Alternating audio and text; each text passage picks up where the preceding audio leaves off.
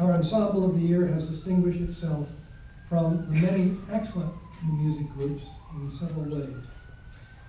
For starters, it has avoided being typecast in any particularly contemporary styles and performs yearly at Lincoln Center's Mostly Mozart Festival. Since its founding in 2001, it has performed over 500 works, most of them by emerging composers. It has released albums on the Bridge, Naxos, and None Such labels, among others, and launched its own label, Tundra. It has its own educational program aimed at instructing students in the challenges of ensemble performance. It aspires to reaching millions of people a year, live and online. We talk regularly about how fun it would be to play in outer space, says the group's founder, Claire Chase, a MacArthur Fellow last year, 2 years ago. And she says, I'm dead serious, with a smile on my face. Please welcome several of our 33-member Ensemble of the Year, the International Contemporary Ensemble, ICE.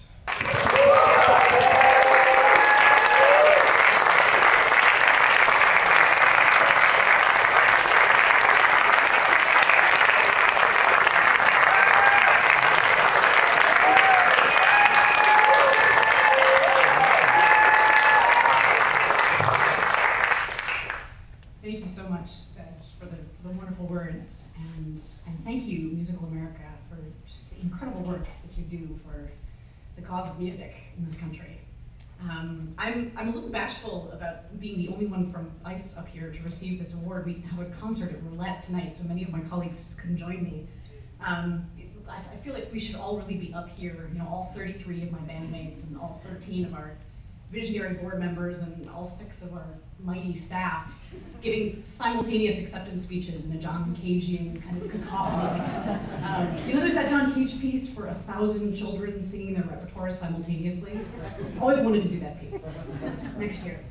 But on behalf of all of us, thank you so much. We're so honored to be here and to be in the company of the other awardees whose work we've admired for so long, and to receive this recognition of ICE's efforts. And we see this as belonging not just to ICE, but really to the larger community of young artists who are working to build the ecosystem of thriving new music in New York and around the world. We're really just one part of what we see as a groundswell of startup momentum. And on good days, really makes us feel like we're part of the most exciting period of discovery and innovation in music history.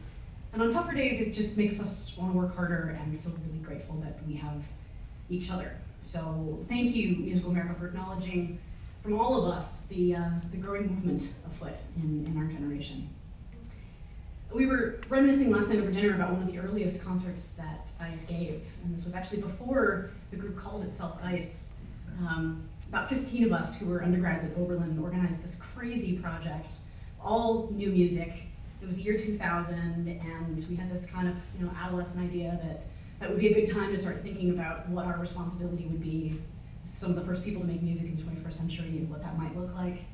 And so this motley crew of 13, 14, 15, can't remember the number, kids got together, and I have no idea how we convinced the administration at Oberlin to use the Warner Concert Hall, which was the 750-seat auditorium, for this performance of this music that nobody had ever heard of before by this group that nobody had ever heard of before. And most of the new music concerts that I had been to up until that point had half a dozen people at them, and one of them's your uncle, and he brings earplugs, and he says, Claire, why don't you just play the Bootleg Sonata? But we really wanted this to be different. We wanted to pack that hall with young people and with old people, with people from the town and people from school. People loved new music, and people, just as importantly, thought that they hated new music. And it took all a year, but miraculously we did it. We filled Warner Concert Hall. It was a standing room only concert. And for a brief moment, this was in April of 2000, this ragtag team of musicians thought that absolutely anything was possible. And we came up with this nutty idea born out of that experience that even though we were entering a field with virtually no jobs, we would create this utopia of a band and an organization that was dedicated to our music and music that challenges and music that defies categorization. We don't even have a name for it yet. And it would be a part 21st century orchestra and part indie rock band and part circus troupe and part startup and all playground and imagination. And it would be driven by us, by artists, not by managers. It would be driven by ideas, not by market forces. And above all, it would be driven by this conviction that the change in ourselves and in the music that we make is really the only operating manual that we need. And the ICE musicians, my bandmates, truly the most incredible people that I know, have embodied this vision. They've strengthened it, they've chiseled at it, they have shared it day in and day out since that very first concert. And they've not only played their hearts out in thousands of events and worked behind the scenes to produce those events, they've also hauled percussion equipment in beater station wagons from New York to Chicago that broke down somewhere on the Ohio Turnpike. You know, before one of our earliest concerts in Chicago, actually, one of these station wagons was parked outside of the church where we were playing. It had a harp in it, and it was towed, and the harp and all, it impounded at the Lower Wacker Dungeon of a Pound. I don't know if anybody's ever been to the Lower Wacker Pound, but it really is apocalyptic. It's the end of the earth. So these are the hardest working, most resilient, most incredible people that I know, and I really pinch myself every time I get to make music with them. And so with the help of so many people in this room, this little group of starry-eyed Oberlin graduates grew from a $603 startup that year to a $1 million organization that ICE is today. And there's so many people to recognize, and it's sort of against the grain at ICE to single out any particular person because we're so much about the village and the team. But I'm going to break that rule because I can, and I am going to single out one person tonight.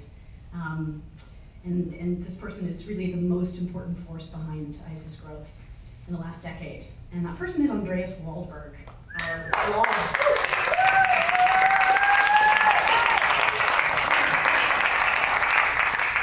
beloved board president, who is retiring at the end of this month, and to whom we really owe the roof over our heads. If it weren't for you, Andreas, I very well might still be in Lower Wacker trying to bribe the parking lot attendant to release the ice harp from captivity.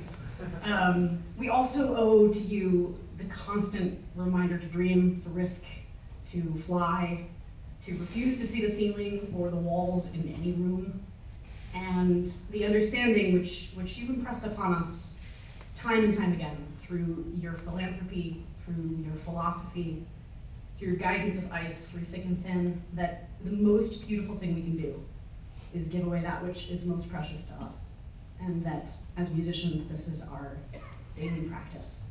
So thank you from the musicians of ICE. This is your award.